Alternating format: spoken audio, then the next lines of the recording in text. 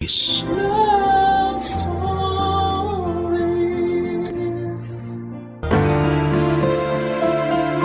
May mga bagay na dumarating sa buhay natin na gaya ng apoy, saglit lang na magliliyab. Pero mag-iiwan naman po ito ng init na hindi makakalimutan. Mga ala-alang babaguhin ang tingin natin sa magulong mundo. Ikaw, kabarangay, ano ang isang bagay na nagpapainit sa iyong buhay ngayon? Dear Papa Dudut, magandang araw po sa inyo. Wala na po akong ibang mapagkwentuhan ng story ko kaya naisipan ko mag-send po ng sulat sa inyo. Para may share ang isang moment sa buhay ko na forever kong i-cherish. Ako po si Anika, 28 years old at 3 years ago ay nakatanggap ako ng isang balita na bumago sa buhay ko. Dati po akong empleyado ng isang broadcasting company.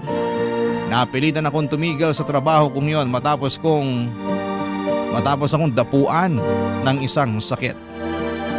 Meron po akong systematic lupus na na-diagnose noong 25 years old ako. Para po sa hindi pamilyar sa sakit ko, ang lupus ay isang autoimmune disease kung saan ay immune system ko mismo ang umaatake sa malulusog na cells at organs ko. Dahil dito ay prone ako sa pananakit ng dibdib, rashes at ilang internal problems. Simula nung nagkaroon ako ng sakit ay bumaligtad na ang mundo ko. Ang dating masaya at puno ng pangarap kong buhay, Papa Dudut, ay nabalot ng kadiliman. Na-depress ako at nawalan ako ng kumpiyansa sa sarili. Lagi na lamang akong nakakulong noon sa bahay dahil natatakot ako na baka ma-trigger ang sakit ko. Ang apartment namin kung saan kami lang dalawa ng mama kong si Mariel ang magkasama ang nagsilbi ko ng mundo. Naging sensitive ang katawan ko sa maraming bagay. Tuwing natitrigger ang sakit ko ay nagkakaroon ako ng rashes sa balat at mukha. Sumasakit din ang kasukasuan ko at lagi akong pagod at hirap huminga. Sa mga moments na yon, Papa Dudut, ay para akong nawawala sa katinuan. Sa madaling sabi, impyerno po para sa akin ang sakit ko, Papa Dudut. Isa itong sumpa na hindi gugustuhing maranasan ng sino man.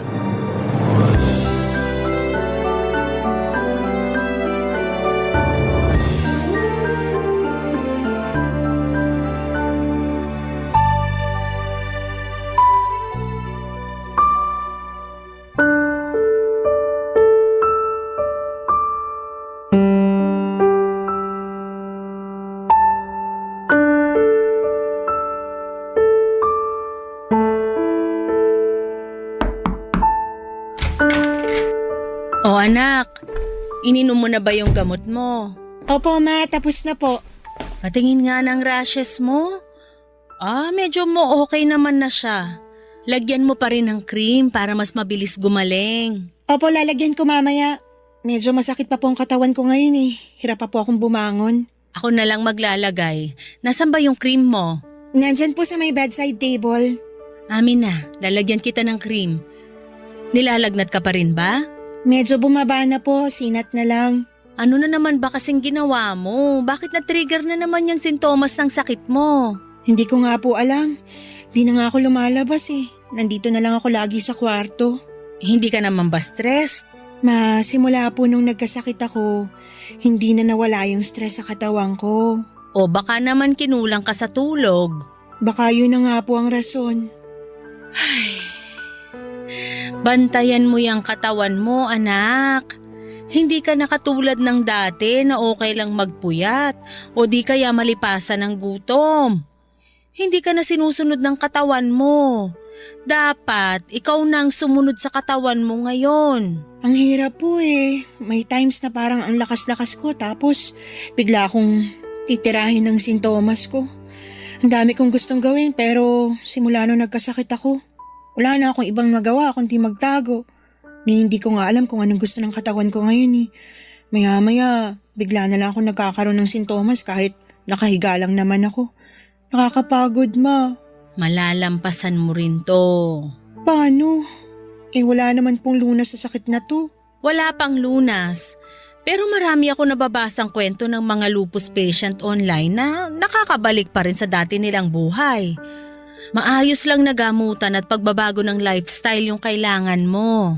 Mas mabuti na lang yatang mamatay kaysa makaranas ng ganitong klaseng sakit eh. Huwag mo namang sabihin yan, anak. Normal lang na maging malungkot, na magalit. Pero kahit na gaano kahirap yung pinagdadaanan mo, huwag ka namang sumuko. Nandito naman ako naaalalay sa'yo eh. Pero yun na nga po sana yung ayokong mangyari. Simula pagkabata, inaalagaan niyo na ako. Pati ba naman ngayong matanda na ako? Feeling ko tuloy, wala na akong ibang dulot dito kundi maging alagain lang. Walang magulang ang mag-iisip ng ganyan sa anak nila. Kung pwede nga lang sana forever kitang aalagaan sa abot ng makakaya ko eh. Mas gugustuhin ko pa yon. Hanggang dito na lang ba talaga ako? Ayoko mamuhay ng ganito, ma. Ang bata ko pa para malimitahan ng ganito. Marami pa akong gustong tuparin sa buhay. At matutupad mo yung mga bagay na yon. Hindi ibig sabihin na porke masakit ka ng ganito katapusan na. Simula pa lang to, kaya kailangan mong bumangon para makapagsimula ka uli. Pero hindi ko alam kung paano ko sisimulan ng buhay na to. Hindi ko pa nga tanggap na ganito na yung kapalaran ko eh. Hindi mo naman kailangang magmadali. Darating ka rin sa puntong matatanggap mo rin ang lahat. Sa ngayon, mag-focus ka muna sa problema. Kilalanin mo uli ang katawan mo para hindi pa balik-balik yung mga sintomas. Babalik ka rin sa dati. Maniwala ka sa akin. Sana nga, mahanap ko pa rin ang sarili ko pagkatapos ng lahat ng nangyari. Yan, ganyan dapat. Huwag kang mawala ng pag-asa. Walang mangyayari kung mananatili kang malungkot. Alam mo, kapag gumaling na yung sintomas mo, maganda siguro kapag maghanap ka ng mapapagkaabalahan. Tulad naman ng ano po? Bagong hobby. Mag-aral ka ng Nihongo. Di ba gusto mo magpunta ng Japan? Pag-aralan mo na yung lengguwahe nila ngayon. Parang hindi na po mangyayari yan eh. Kung ayaw mo, maghanap ka ng madaling trabaho online para may ginagawa ka. Sikat ngayon yung ano bang tawag doon? Yung virtual assistant ba yon? Subukan mo kaya yon. Basta kahit ano na pwede mong pagkabisihan para malibang lang yung utak mo. Sige po, susubukan ko po. O siya, mauna na ako. Magpahinga ka na dyan. Sige po, ma. Salamat. Good night. Good night din po. Papadudo, totoo naman ang mga sinabi sa akin ni Mama. Kung mananatili akong malungkot, forever akong magiging malungkot. Wala akong ibang choice kundi tanggapin na lamang ang katotohanan at simulan ulit ang bagong buhay ko kasama ang mga adjustment nito. Nung gumaling ang mga sintomas ko ay naghanap ako ng mapagkakaabalahan dahil marunong naman ako sa English at nag-apply ako bilang online tutor para hindi naman ako maging palamunin na lamang sa bahay. Doon ay sinimulan ko na ang pagtanggap sa bago kong kapalaran.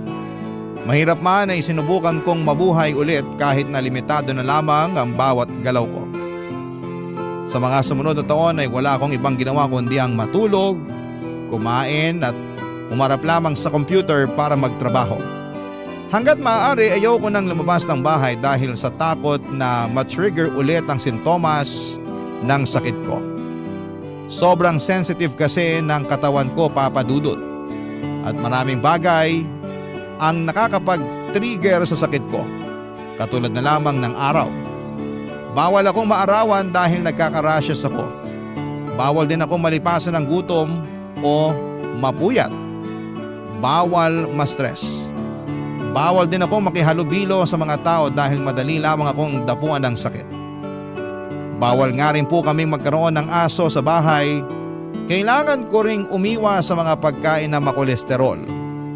Mataas ang sodium, matatamis, at pati red meat ay kailangan kong iwasan. Lahat ng adjustment na yon ay sinunod ko kaya simula noon ay yun na po ang naging bagong buhay ko. 2 taon ang kinailangan ko para masanay sa bago kong routine. Kahit na sobrang bored na ako sa apartment noon ay wala akong ibang magawa kundi ang libangin na lamang ang sarili ko. Hanggang sa isang araw, ang boring kong buhay ay nakulayan sa pagdating ng bago naming kapitbahay, Papa Dudut.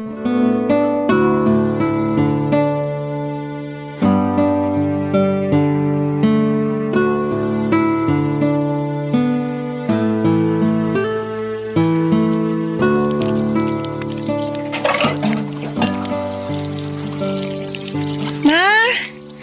Ma! Ma, nasan ka? O anak, bakit? Nandito ako sa kusina. Ano yon? Saan galing yung ingay na yun? Yung alin?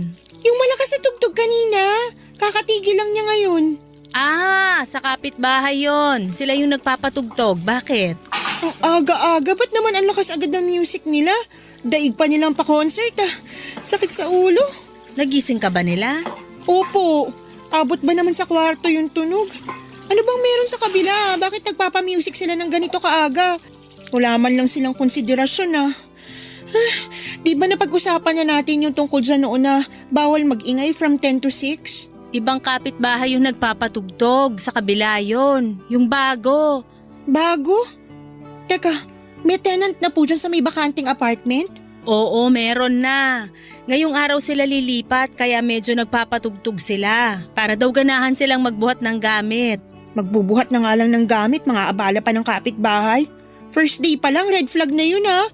Mukhang magkakaroon tayo ngayon ng kapitbahay na sakit sa ulo ah. Oh, relax ka lang. Ang init naman agad ng ulo mo eh. Pagbigyan mo na sila, excited yung magkapatid eh. Magkapatid yung bagong tenant? Oo, nakipagkwentuhan ako sa kanila kanina habang nagkakape ako.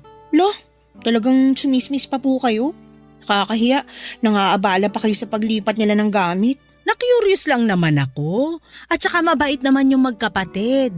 Base sa taste of music nila, hulaan ko, mga lalaki sila no? Oo, ang galing ah. Paano mo nahulaan yon? Metal rock ba naman yung pinapatugtog? Sakit sa tenga. Pero alam mo, nak, nakakalungkot yung kwento ng magkapatid. Wala na raw silang magulang. Pareho na raw silang ulila. Namatay yung nanay niya sa kanser, tapos atake sa puso naman yung kinamatay nung tatay. Ganun kalalim yung pinag-usapan nyo? Grabe ma, ilang oras kayo nagkwentuhan? Hindi, makwento lang talaga yung isa. Galing daw sila ng Paranaque tapos lumipat sila nung nalipat ng kumpanya yung kuya niya. Ano namang trabaho nila? Yung kuya sa call center nagtatrabaho. Tapos yung nakababatang kapatid naman, physical therapist. Siya yung malayo yung binabiyahe kasi sa Paranaque yung ospital na pinagtatrabahuhan niya. Eh bakit naman kasi ang layo ng nilipatan nilang lugar? Malapit naman yung trabaho ng kuya niya dito eh. Kaya nga sila lumipat. Nag-giveaway na lang yung bunso since siya yung may sasakyan. Yung kuya niya kasi takot daw mag-drive kaya lagi nagko-commute. Kaya lumipat sila sa malapit sa workplace niya. Mukhang mas maabilidad yung bunso ah. Siya yung nagpapatugtog no? Parang. Kasi siya yung nagtanong kung masyado bang malakas yung music nila eh. Kako, okay lang. Eh kasalanan niyo naman po pala kaya malakas music nila eh. Hayaan mo na, ngayon lang naman to. Baka sabihin nila pangit tayo kabanding kapag binawalan agad natin sila sa unang araw nila. Ay hindi, sila talaga yung pangit ka-banding. Aga-aga, lakas magpatugtog. Huwag kang mag-alala. Kapag nangyari uli yun, ako na mismo kakausap sa kanila para hindi maabala yung pagtulog mo. Mabuti nga tumigil na sila eh. Tapos na siguro sila magbuhat ng gamit nila. Konti lang naman yata yung gamit nila. Kapag lalaki kasi walang masyadong gamit. Ref lang yata yung nakita ko, kama, tsaka washing machine. Chismosa ng taon talaga kayo ma. Lahat ng detalye alam na alam. Baka pati love life nila nagchika mo rin. Ay oo, yung kuya may fiancé na nagtatrabaho sa US. Tapos yung bunso naman, single. Ikaw talaga ma. Mag-apply kaya kayong reporter sa 24 oras. Bagay kayo dun kasi wala kang pinalalampas. Ikaw talaga. Hala sige, kumain na nga tayo para makainom ka na ng gamot mo. Lalabas pa ako mamaya para mag-grocery. May gusto ka bang ipabili? Wala naman po. Yung face mask na lang siguro kasi paubos na rin yun. Tsaka alcohol na rin. Okay, sige. Papa Dudut, mabait na mag-asawa ang dating tumutuloy sa apartment na inuupahan ng mga bagong dating na tenant. Tahimik ang buhay namin noon dahil nagkakaintindihan kaming lahat na magkakapit-bahay sa floor namin. Aware din sila sa estado ko kaya tuwing may nagkakasakit sa kanila ay lagi silang nagsusuot ng face mask para hindi ako mahawahan. Noong nagkaroon ng pandemic at nawala ng trabaho ang mag-asawa ay lumipat sila ng tirahan at pansamantalang umuwi sa probinsya.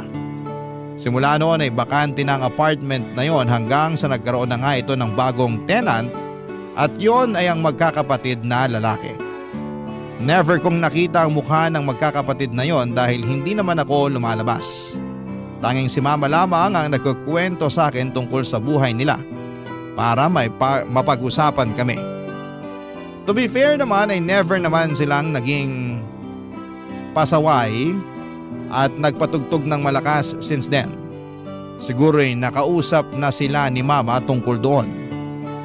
Pero ganun pa man, pangit nang naging first impression ko sa kanila dahil sa ginawa nila noong unang araw silang lumipat.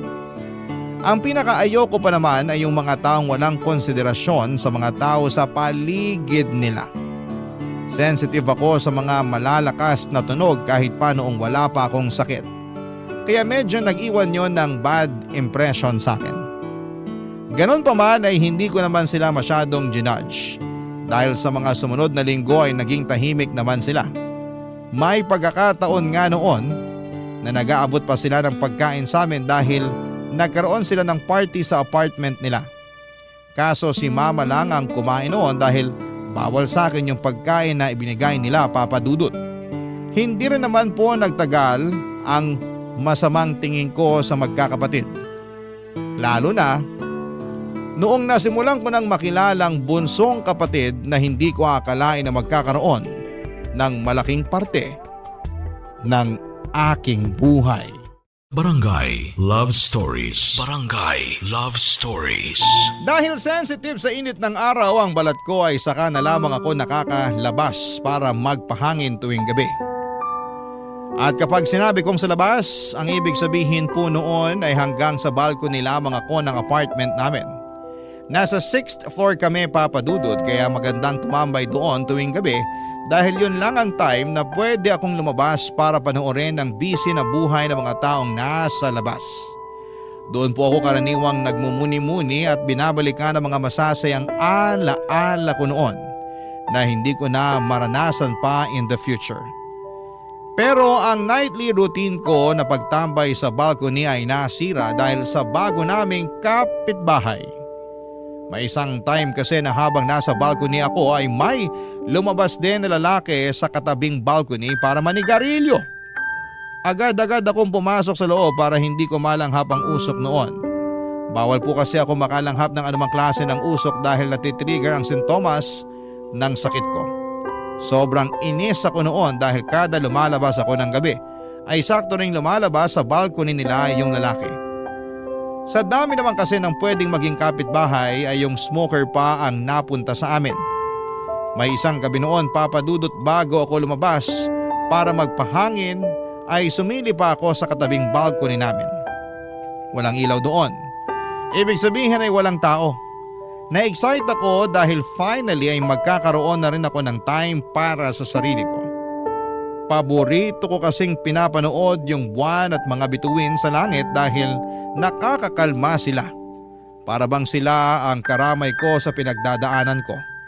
Nakaka-clear ng utak kapag nakatingala lamang ako sa langit at dinadamdam ang malamig na simoy ng hangin.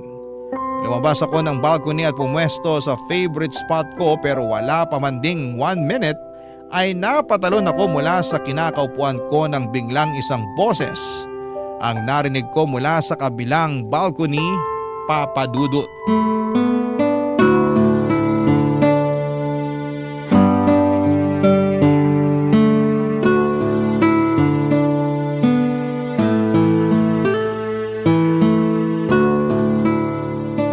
Hi, magandang gabi. May tao ba dyan? Ay, sorry. Nagulat ba kita? Nasaan ka? Hindi kita makita. Wait lang. Bubuksan ko yung ilaw. Ayan, kita na ba? May tao pala. Nagulat naman ako. Anong ginagawa mo dyan sa dilim? Wala naman. Tumatambay lang. Okay, tambay well. Papasok na ako sa loob. Sandali lang. Papasok ka na? Kalalabas mo pa lang ah. May sinilip lang ako. Hindi nga. Kasi napapansin ko, parang lagi mo akong iniiwasan. Iniiwasan? Hindi kita iniiwasan. Oo kaya, tuwing lumalabas ako, lagi kang pumapasok. Inaabangan pa man din kita kasi gusto kita makausap. Bakit mo naman ako gusto makausap? Wala, gusto ko lang makilala yung anak ni Tita Mariel. Matagal na akong curious sa'yo eh. Bakit naman? Kailangan ba may rason? Hindi ba dapat magkakakilala tayong mga magkakapitbahay? Kilala mo naman na si Mama, okay na yun. Sige, papasok na ako. Magandang gabi sa'yo. Sandali. Ano palang pangalan mo? Anika, Ako naman si Sevi.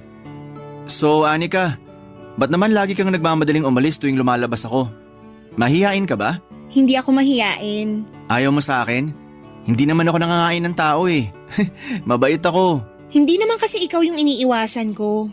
Eh ano? Yung bisyo mo. Bawal sa akin makalanghap ng usok ng sigarilyo. Bakit? Sensitive ba ilong mo sa mga matatapang na amoy? Nakwento naman siguro sa'yo ni Mama yung sakit ko, diba?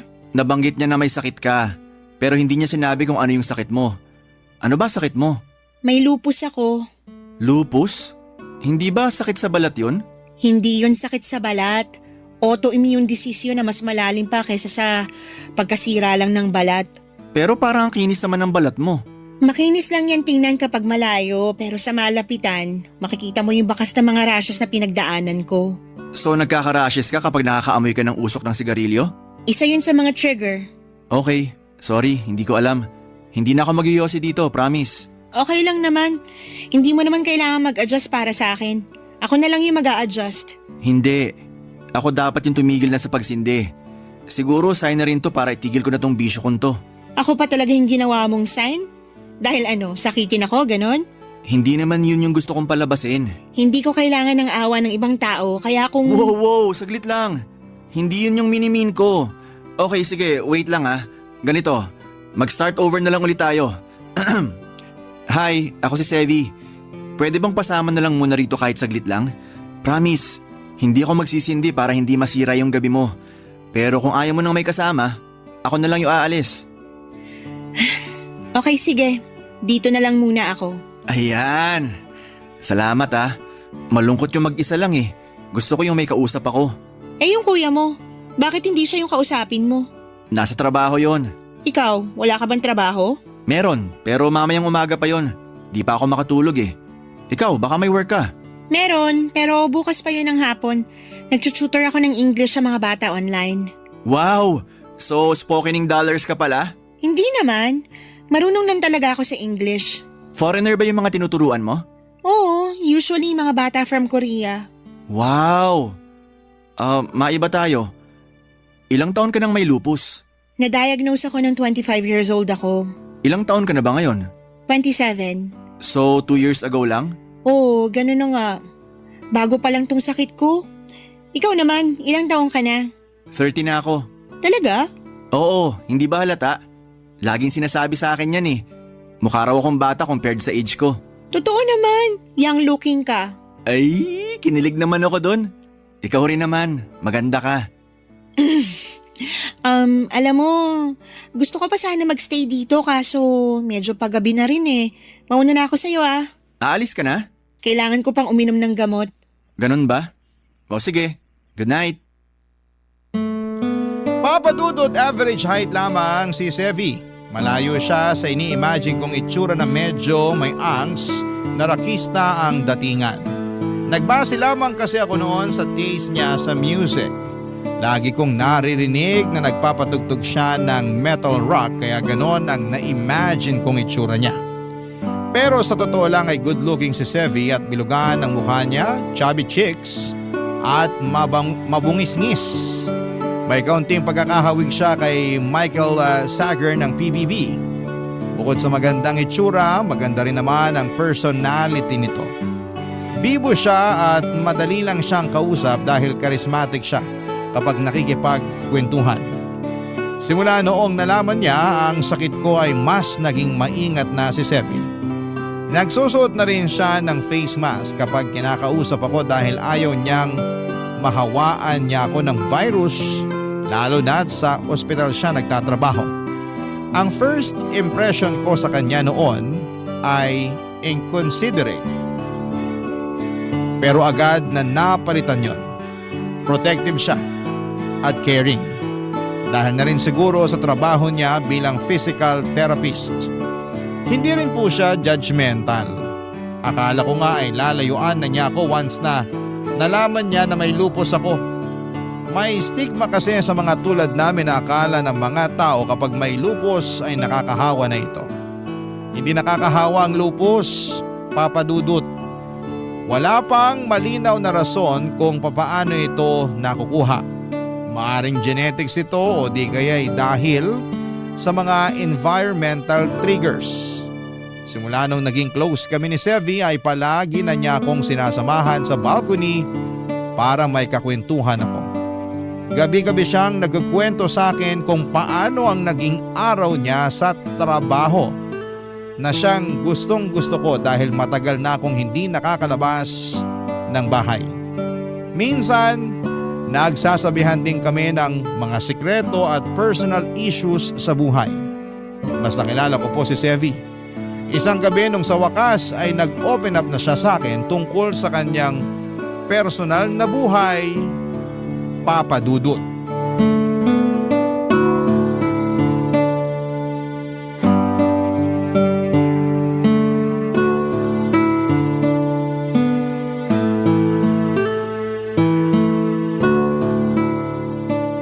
Calming ng ganitong oras, no?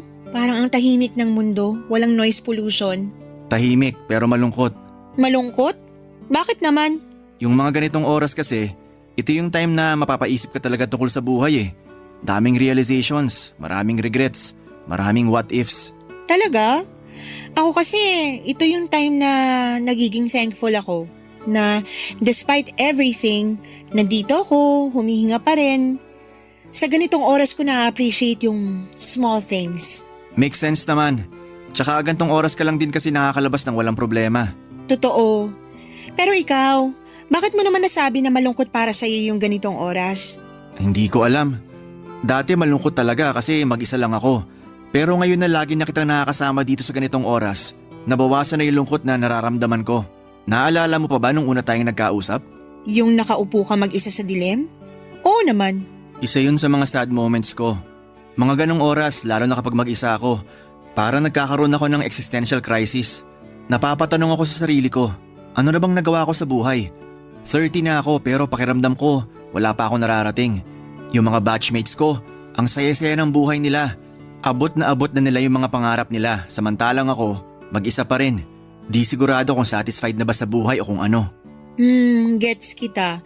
May mga moment din ako na ganyan.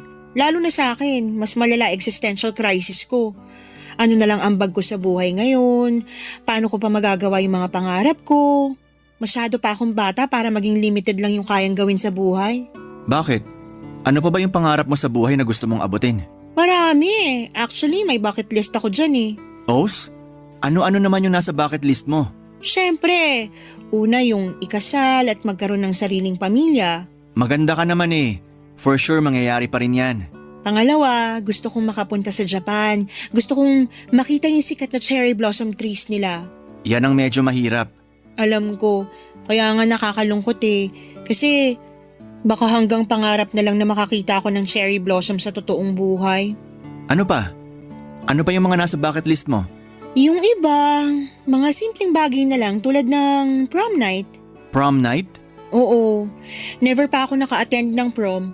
Kapag nanonood ako ng pelikula, naiinggit ako sa mga prom scenes kasi parang ang sarap ng feeling na may kasayaw ka tapos sweet at nakakakilig pa yung music. Wala ba kayong JS prom noon? Meron naman pero hindi ako naka-attend. Bakit naman? Nagkasakit ako. Talaga palang sakitin ka na kahit noon pa. Oo, parang naging foreshadowing na nga yun na ganito pala magiging buhay ko ngayon. Huwag kang mawalan ng pag-asa. 27 ka pa lang naman eh. Marami ka pang chance para magawa yung nasa bucket list mo. Pareho lang kayo ng sinasabi ni Mama. Ang hirap kaya umasa. Okay na yung tanggapin ko na lang na hanggang dito na lang ako. Don't lose hope, sabi nga nila. Kasi sa totoo lang, may pag-asa ka pa naman talaga eh. Hindi ba may sikat na singer na may lupus din tulad mo? Yung sa ibang bansa? Oo, pareho kami ng sakit. O di ba? Pero siya nakakalabas pa rin naman. May social life pa rin siya. Naisasabuhay pa rin niya yung gusto niyang buhay.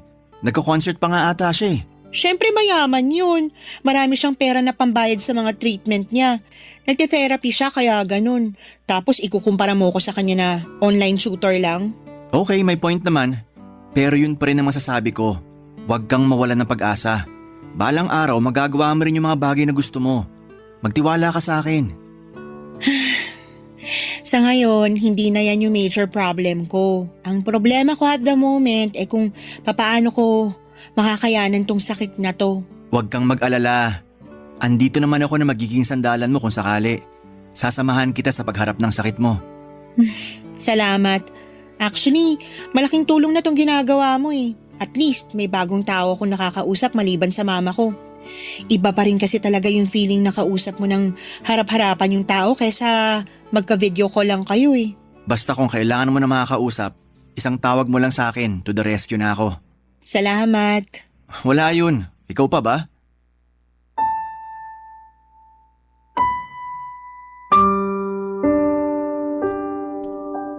Papadudot gabi-gabi kapag wala ng araw ay inaabot kami ng ilang oras na nagkwekwentuhan ni Sevi sa may balcony.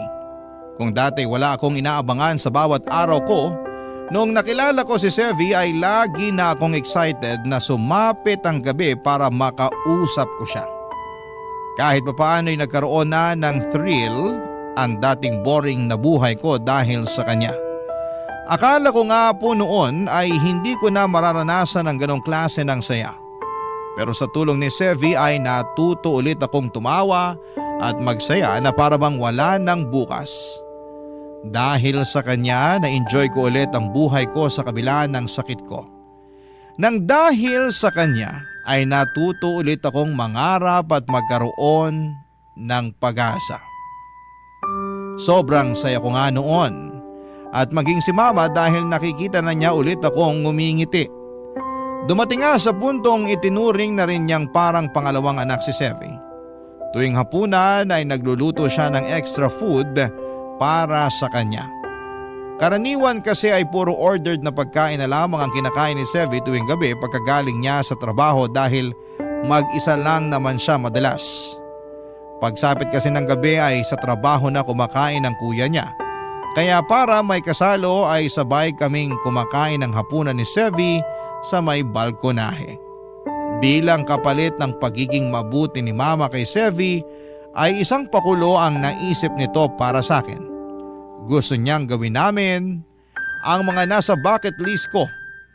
Nung una ay tinawanan ko lamang yung ideya na yon dahil feeling ko ay hindi namin magagawa ang mga bagay na yon. Pero nagulat ako papadudot dahil may itinatagong diskarte rin pala si Sevi, papadudot. Barangay Love Stories. Barangay Love Stories.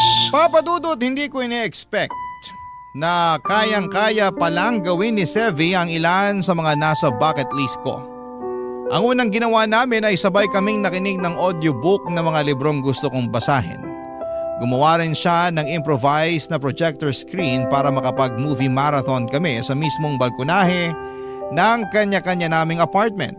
Isa kasi yon sa mga miss ko nang gawin, ang manood ng sine. Na-excite ako sa mga pakulong ginawa ni Sevi para sa akin noong time na yon. Lagi kong inaabangan kung ano nga ba ang mga nasa bucket list ko ang kaya niyang gawin, lalong-lalo na yung tungkol sa cherry blossom sa Japan na gustong-gusto kong maranasan.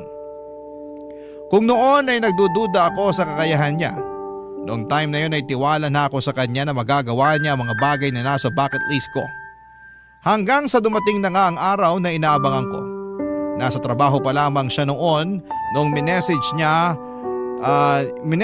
akong kailangan ko raw maghanda ng magandang damit dahil lalabas kami. Ang akala ko noon ay sa balcony lamang namin gagawin yon dahil ang definition namin sa labas ay hanggang sa balcony lang. Pero nagulat ako noong totoong ilalabas pala ako ni Sevi. Hindi ko nga inaasahan na papayag si mama sa ideyang yon ni Sevi dahil super protective ni mama sa akin simula noong nagkasakit ako. Pero katulad ko ay malaki na rin siguro ang tiwala niya kay Sevi kaya pumayag siya sa plano nito. Pagsapit nga po ng alas 8 ng gabi for the first time ay nagpapasok si mama ng tao sa bahay, walang iba kundi si Sevi, Papa Dudut.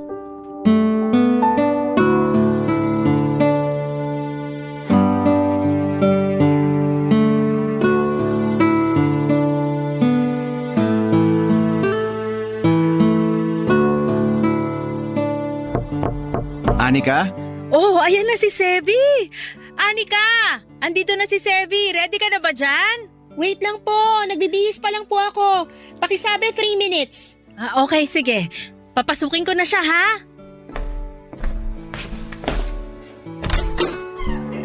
Hello po Tita Mariel. Magandang gabi po. Magandang gabi rin. Pumasok ka muna. Si Anika po. Nagbibihis pa lang. Alam mo naman yon, ngayon na lang makakalabas kaya pinaghahandaan talaga tong gabing to. Talaga po ba? Oo, kaya antayin mo na siya. Ay, dito ka na muna maupo. Salamat po. Saan ba kasi itong pupuntahan nyo? Malayo ba to? Medyo malayo po eh. Pero wag po kayong mag-alala. Hindi naman po matao yung pupuntahan namin. Basta siguraduhin mong safe yung pupuntahan nyo, ha? Alam mo naman yung estado ni Anika ngayon, medyo mahina pa immune system niya. Mabilis pa siyang mahawaan ng sakit kaya kailangan yung safety talaga niya ang mauna. Oo naman po tita. Wag po kayong mag-alala. Hindi ko po hayaang mapahamak si Anika. Salamat po pala na pinayagan niyo siyang lumabas. Naku, hindi nga dapat eh. Alam mo bang napakaraming kaibigan ni Anika ang nag-aaya sa kanyang lumabas? Ni isa wala akong pinayagan. Di nga po. Oo, pero dahil ikaw yung nag-invite ngayon sa kanya, marami akong ginawang exceptions para sa'yo. Hindi nga rin dapat kami nagpapapasok ng ibang tao dito eh. Ikaw lang yung pinapasok ko dito sa bahay. Nako, ang special ko naman pala. Special ka talaga sa buhay ng anak ko. At kung sino man ang special sa puso ng anak ko, special na rin siya sa akin.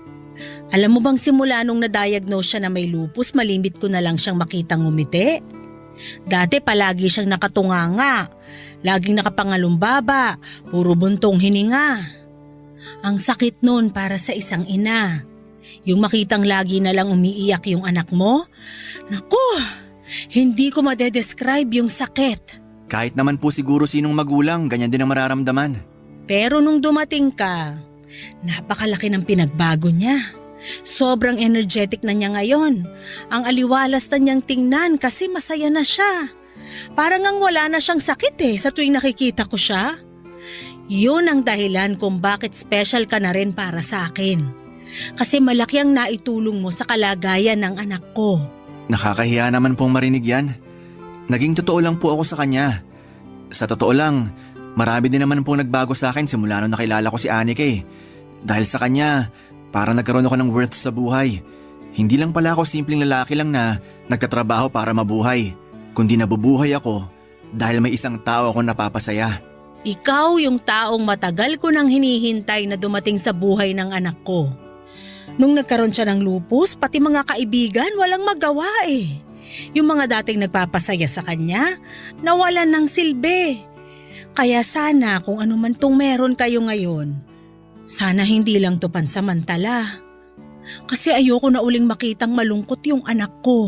Gagawin ko po yung best ko para mapanatili yung ngiti sa labi ni Anika. Promise po, wala akong gagawing ikakalungkot niya. Promise mo yan, ha? Opo, hanggat kaya ko siyang pasayahin, pasasayahin ko siya. So ano, ready na ba ang lahat?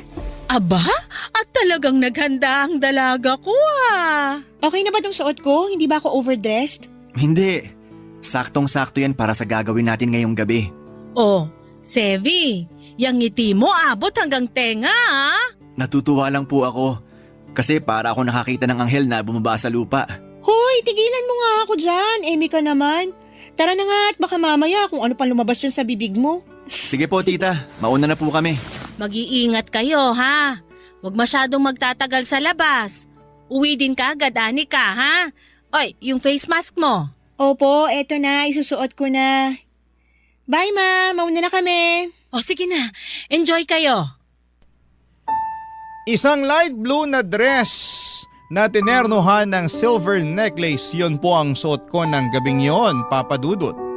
Sa kabilang banda ay naka semi-casual attire naman po itong si Sevi.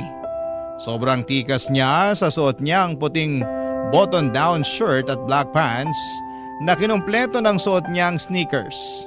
Gamit ang motorbike nito ay nag-drive kami patungo sa isang secret spot na ilang araw nang binabanggit sa akin ni Sevi. Habang binabagtas namin ng kalsada ay halos mangilid ang luha ko sa loob ng helmet na suot ko. Na-miss ko kasi ang ganong feeling na malaya, nasa labas at dinadama ang malamig na hangin. Hindi nagtagal ay nakarating din kami sa lugar kung saan ako sosorpresahin ni Sevi. Malayo pa lang ay alam ko na kung anong parte ng bucket list ko ang gusto niyang gawin. Yon ay ang maranasan ng cherry blossoms sa Japan. Wala po kami sa Japan, wala ring cherry blossom sa lugar na pinuntahan namin. Pero bumaba kami sa tapat ng isang puno na tinatawag nilang flame tree. O sa ibang tawag ay caballero tree. Para itong hugis payong na puno kung saan ay nangingibabaw ang magkahalong pula, kulay kahel at dilaw na bulaklak nito. Para itong cherry blossom, kaya yung flame tree na ang naging sarili naming version ng cherry blossom ni Sevi. Sa ilalim ng punong yon ay naglabas si Sevi ng speaker at nagpatugtog siya ng isang love song. Hiningi niya ang kamay ko at nagsayaw kaming dalawa para kaming nasa prom noon at walang pake sa mga dumadaang mga sasakyan sa paligid namin.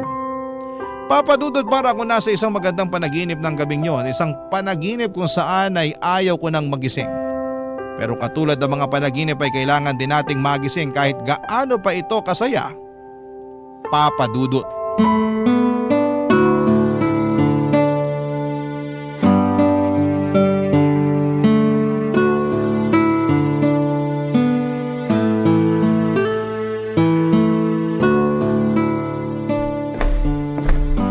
Good morning ma. Oh, gising ka na pala. Good morning din. Halika na, kumain na tayo. Wow, sarap ng breakfast today ah. Marami talaga akong niluto para sa'yo. Kakailanganin mo to ngayon. Ayan, kumain ka ng marami. Okay lang po ba kayo ma? Napasobra yata itong binibigay niyo pagkain sa akin ah. Pang isang araw na to eh. Sakto lang yan. Kasi baka mahirapan ka ng kumain mamaya. Ha? Bakit naman? Kumain ka na muna bago ako magkwento. Okay, eto na, kakain na. Kumain na rin po kayo dyan. So ano pong meron? Ano yung ikukwento nyo? May natanggap akong tawag kaninang umaga. Galing naman kanino? Galing sa kuya ni Sevi. Oh, ano pong sabi? Nag-explain ba siya kung bakit halos isang linggo na silang hindi umuwi ni Sevi sa apartment nila? Oo. May rason pala kung bakit hindi nakakauwi yung kuya niya sa apartment nila nitong nagdaang mga araw. Ano po yung rason? Huwag niyo pong sabihin na lilipat na naman sila ng apartment kasi nabanggit sa akin ni Sevi last time na wala talaga silang permanent address kasi nga palipat-lipat nga raw ng company yung kuya niya. Kung nasaan yung trabaho niya, dun sila. Ay, nalulungkot nga ako eh kasi ano na lang gagawin ko kapag lumipat na naman sila ng bahay? Eh di wala na akong makakausap niyan. Back to my old self na naman ako. Ay, kaya siguro hindi nagre-reply si Sevi sa mga text at chat ko. Nag-promise kasi sa akin yun na hindi na sila lilipat kahit anong mangyari. Dito na raw sila magsistay for good kasi may promise din siya sa'yo. Gets ko na kung bakit nga ako gino-ghost the past few days. Natatakot siguro yun na malaman kung lilipat na naman sila. Hindi mo ba kakayanin kung sakaling lilipat uli sila ng tirahan? Syempre malulungkot ako na mawawalay sa akin si Sevi. Sobrang na-attach na ako sa kanya.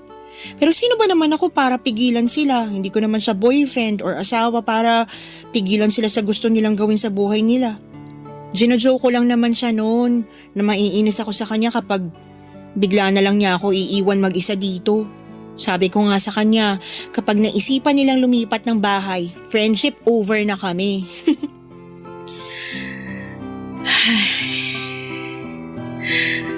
Anak, hindi sila lilipat ng bahay. Ah, hindi? Mabuti po kung ganun. Pero bakit daw ilang araw na silang hindi umuwi sa apartment nila? Hindi rin ako nire-replyan ni Sevi. Alam kong busy siya sa ospital kasi understaffed sila at saka nitong nakaraan palagi siyang OT. Pero grabe naman yung wala siyang paramdam until now. Nasa ospital sila kaya hindi sila nakakauwi rito. Hala, bakit po? Na paano yung kuya niya? Hindi yung kuya niya yung na-ospital, kundi si Sevi mismo. Ano? Bakit daw po siya na ospital? Hindi nakaka-reply sa'yo si Sevi kasi 1 linggo na siyang nakaratay sa ospital. Naaksidente raw siya sa motor habang pauwi galing trabaho. Kumusta na daw po siya? Okay na ba siya? Malala ba yung lagay niya? Sandali, tatawagan ko yung kuya niya. Anika, wala na si Sevi.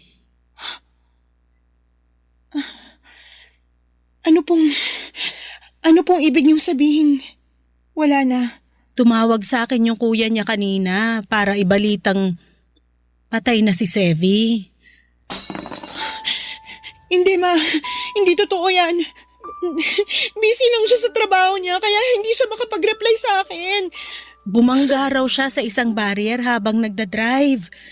Nagkaroon siya ng bleeding sa utak kaya nakoma ng ilang araw. Ang sabi ng mga pulis baka nakatulog daw siya sa biyahe. Bakit? Ma, bakit? I'm sorry, nak. Ayaw kong sirain yung araw mo pero kailangan mong malaman yung totoo. Bakit sana ako na lang? Huwag mo namang sabihin yan, anak. Saan ka pupunta? Sa balcony. Baka nasa balcony lang siya nag-aantay. Anak, mataas na yung araw. Hindi ka pwedeng maarawan. Ma, please. Gusto ko siya makita. Hindi totoo to. Hindi siya pwedeng mamatay. Si Sevi yun eh. Bakit? Paano siya mamamatay? Anika.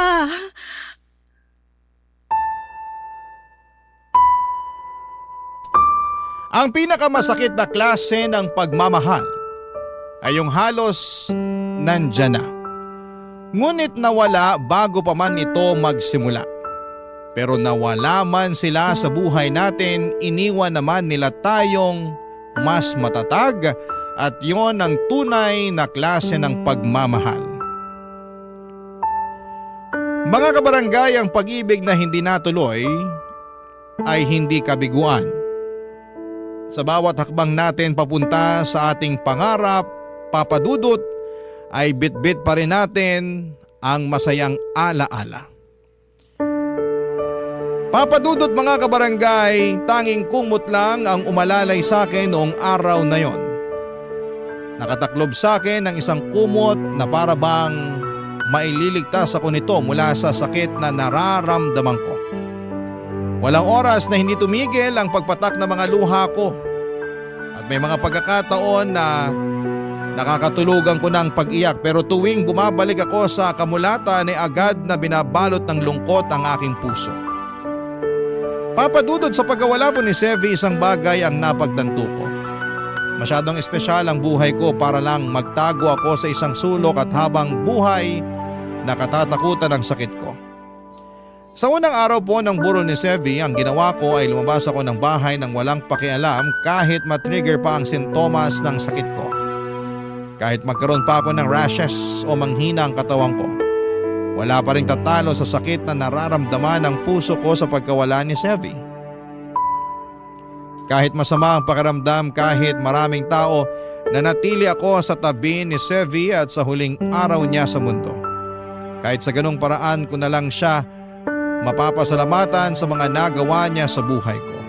Sa kanyang libing ay ipinangako ko sa kanya na susubukan kong muling tumayo sa sarili kong mga paa para abutin ang pangarap ko at tapusin ang bucket list na sinimulan namin.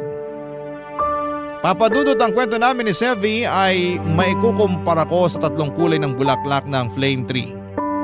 Hindi kami agad naging magkaibigan, nagsimula kami sa pag-iwasan, parang pula na puno ng inis at pagkakaiba. Pero dumating ang panahon na natutunan naming intindihin ang isa't isa. Ang pula ay naging kahel nung naging matatag ang samahan namin hanggang sa dumating ang kulay na dilaw na siyang araw-araw kong maaalala. Hindi bilang taong nawala kundi bilang ilaw sa mga panahong gusto kong sumuko noong nagdidilim na ang mundo ko. Bago ko po tapusin ang sulat ko ay gusto ko lamang pong mag-iwan ng isang mensahe para kay Sevi, Papa Dudut. Gusto ko pong iparating sa kanya na mahal ko siya kahit na hindi ko na siya muling makikita pa. Maraming salamat po sa pakikinig ng aking kwento. Papa Dudut, mabuhay po kayo. Ang inyong forever kapuso at kabarangay, Anika. Anong say mo sa Barangay Love Stories na ito? Pagkwentuhan natin sa comment section yan.